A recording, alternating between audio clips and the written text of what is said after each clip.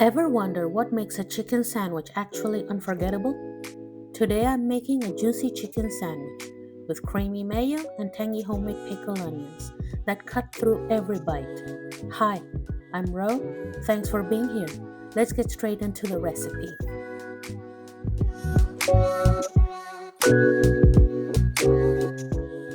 We're starting by thinly slicing the onions. I'm using 2 red onions, and I also added a sweet white onion, though you can't really see it. I decided to throw it in at the last minute since I had some extra space, just to balance out the spices in the brine.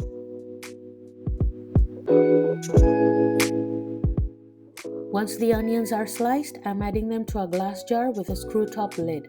Just make sure it's big enough to fit all 3 onions comfortably. With the onions already in the jar, it's time to make the brine.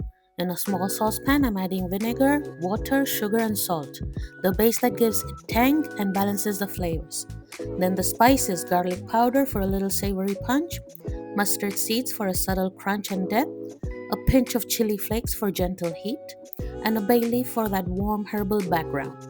I bring it to the heat just until it starts to simmer. Then take it off, no need to let it boil. Now it's time to pour the hot brine over the onions in the jar. Careful, it's pretty hot, and I'll admit a little spilled on me. Just make sure the onions are fully covered and don't burn yourself. Now onto the chicken. I'm using chicken breasts and I'm seasoning them with salt, black pepper, garlic powder, and a little bit of oil.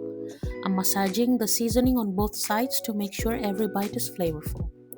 Then I pop them in the air fryer using the chicken thigh setting, even though they're breasts, and they came out amazing.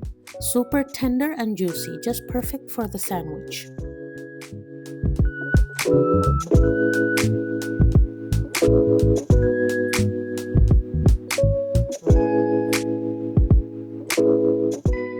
Now that the chicken is out of the air fryer, it's time to cut it into strips. I find it easier to slice it first and then shred each strip with my fingers. This is perfect for piling onto the sandwich, and I add just enough mayonnaise, not too much to make it messy, but just enough to give it that little extra flavor.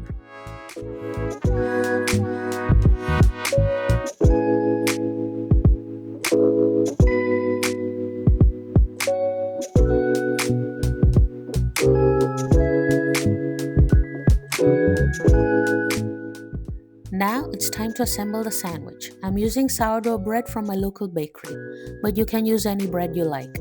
I slice it in half and start filling it with the chicken. Then I add a bit of lettuce for color and some thin slices of small pear-shaped tomatoes. That's what I had on hand. Of course, the pickled onions go on top.